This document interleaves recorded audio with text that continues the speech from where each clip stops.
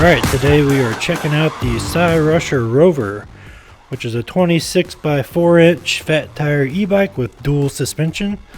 So full suspension, front and rear, and it performed very well when we went off-road. Now you'll see that video tomorrow, but this video we're going to go over the basic functions and how the bike performed. I did take it out for a ride and I thought it did really well. The full suspension was nice, didn't have to have a suspension seat post. Big fat tires makes it real comfortable. I like the handlebars, and just the overall package, it worked really well. Didn't hear any rattling. A lot of these bikes you'll hear a bunch of rattling and noises and things slapping up against each other, and this bike rode really smooth. Now I've been wanting to review a Cyrusher e-bike for some time now. I was going to check out the Ramble, but it was almost identical to a bike that I just reviewed, so I try to keep things kind of fresh on here that you guys haven't seen before or something that stands out to me. This one is full suspension. It's built really well, and let's go over it. Now we're going to start off here, and this is one of the things that I think they should try to upgrade in the next version.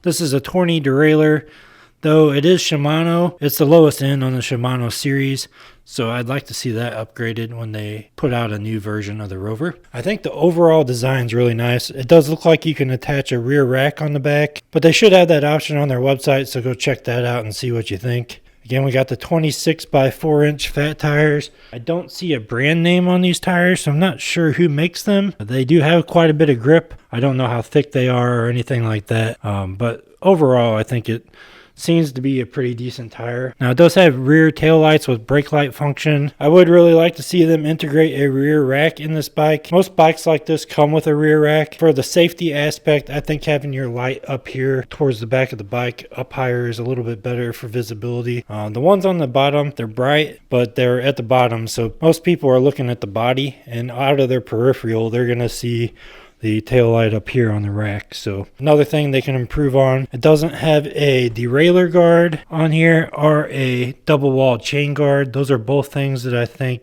should come on every bike, but this is a pretty budget e-bike. It's a good price. The derailleur guard will go right here. You can buy them on Amazon for about $10 if you need one. If you pick up this bike, it might be a little tricky to install it because this kind of indents in here. Now this has a single walled chain guard on it, no double wall chain guard. The double wall chain guard really does help with keeping the chain on the bike if you hit bumps, and I'd like to see that. But other than those few small things, I think everything else on the bike is really good. The Logan hydraulic brakes, every time I've ever used these brakes, they've been really good. They're easy to maintain and give you quite a bit of stopping power. You have Logan hydraulic brakes on the front and back. Now it does have 180 millimeter rotors with Logan hydraulic calipers, and this will give you good stopping power at the speeds that this bike goes. Here's the rear suspension, which is a Maraca MT100. Never heard of that brand. It seemed to do actually pretty well off-road. I like the rear linkage here, as well as having that shock. Now this rear suspension does absorb quite a bit of the bumps. I did take the Rover off-road. You will see that in my next video, but that's something that I really liked. The rear and front suspension performed pretty well on this bike. Now the battery is in the frame here up underneath. You have to turn the key here to unlock the battery, and then there is a latch. This is pretty standard on this style of frame. But you have a little release latch that lets go of the battery so you can get that off, and I'll show you how to do that in just a second. And then here's your front suspension. Looks like you get quite a bit of travel here on this front suspension. And the front suspension does have a lockout, so you can lock the hydraulics if you're like riding where you don't need to use suspension. Basically preloading it is how long it takes for it to expand back out, so you can adjust that as needed. It's usually pretty good from the factory. Here is your front headlight. Decently bright. It's got the 4 LEDs. I've had one of these installed on another bike, and it actually lights up the road very well. And with this headlight, you probably won't even have to add a second headlight. I do like how the handlebar kind of rise up. Looks like about a 4-inch rise, and that makes it comfortable. You don't have to stretch out your arms that much, and helps with the overall comfort of the bike, which I thought was really good. Now you are left with a standard stem, but you can always change that out if you want to. You can get some that are adjustable that will raise the handlebars up even more. So that's something for a future upgrade you could do if you do purchase this bike. Now on the left hand side, we do have a left-handed thumb throttle as well as the control panel that operates the screen and all the functions of the bike. On the right hand side, you have a Shimano SIS Index with a 7-speed, and then you have your Logan hydraulic levers here as well. Now the power on the bike, you just push and hold the power button and the screen will light up, and then once it goes through its little cycle there, it will show you your speed, your pedal assist number,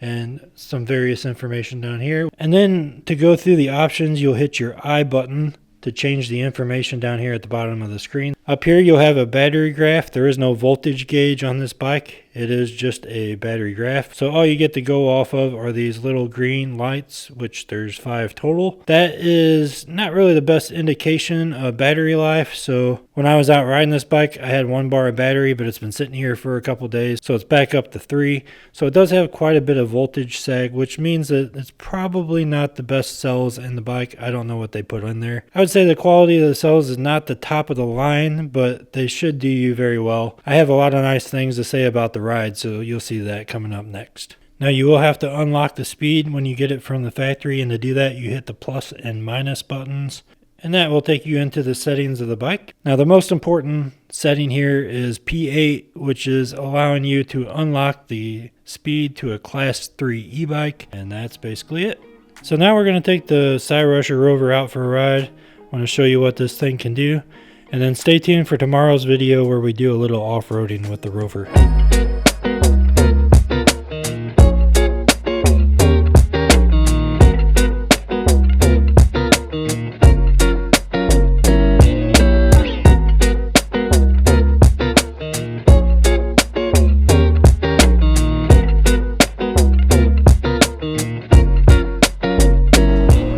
So this does have a 52 volt battery. It should give us enough power to make it up the 8% grade and maybe even the 10% grade.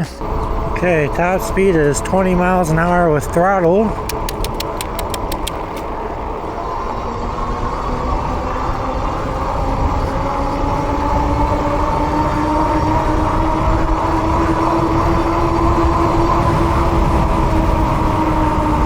That's definitely quick at pedal assist 5. Okay, now we're on the side road where there's probably not going to be anybody right now, at least. Alright, the throttle is limited by your PAS levels, but the throttle is only able to max out at 20 miles an hour. We'll start out at 1 here. It's kind of hard to test a bike like this with a torque sensor because you can pedal harder and it'll go faster.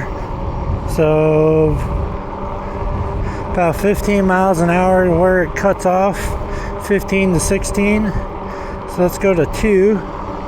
We do get a little bit more power there as soon as we switch. So here we are, pedal assist 2. There's the horsies.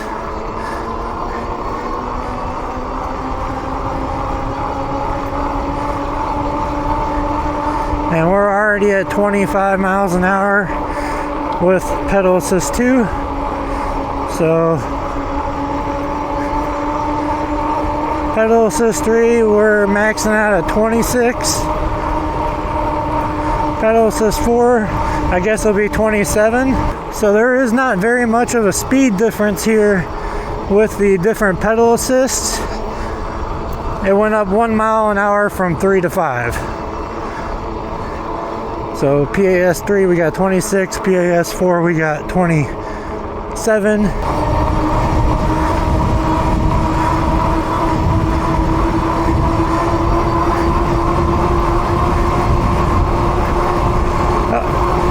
And it looks like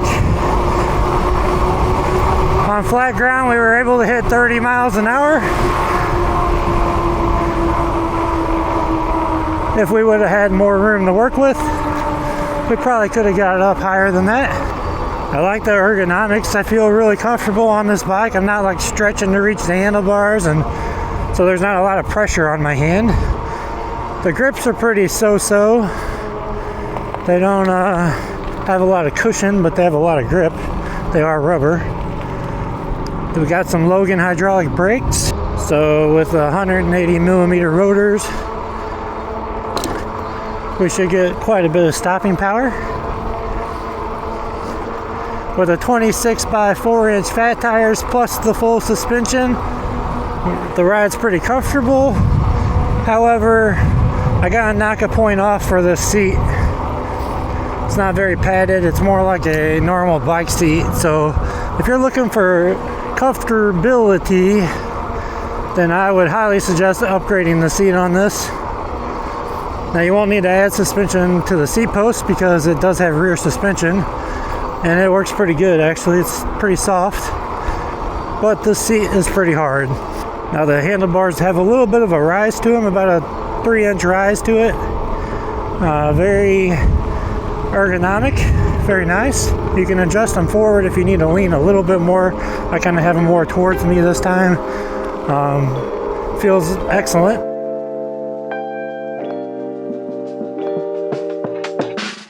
So again, we're only going to get a max top speed of 20 miles per hour. So we're going to try to see how well it does with the 6% grade, which right up here by the school bus stop sign is where the 6% grade is. And we do these tests to make sure that the bike can climb hills. I like to do them on their own power. It really shows what the hub motor can do. And it's doing pretty good so far. We're at 17, 18 miles an hour almost to the 6% grade. So right here, 15 miles an hour on the 6% grade. And that is throttle only. I'm sure we probably could have went up a little bit faster if we were pedaling. But this is worst case scenario. I want you guys to see what the worst case scenario is. So when you go out and ride it, you can say, hey, I can probably improve upon that. Right up here next to this telephone pole on the right is the 8% grade. And we are doing pretty good. 9 miles an hour. Not bad, not bad. Now we'll go ahead and go over to the 10% grade just to say we could do it or not. Now we are all the way down to 1 bar on the battery. I'm sure if I let go of this throttle, that'll go back up. But there is some voltage sag here. Now I did leave the house with a full battery. I charged it right after I unboxed it. That was just a few days ago. Should be no reason why we're at 1 bar already. So we might sit down at the bottom of the hill or coast all the way down it. See if the battery percentage will go up. Hopefully we don't die. We're pretty far away from the house. 52 volt at 15.6 amp hours will should give you quite a bit of range.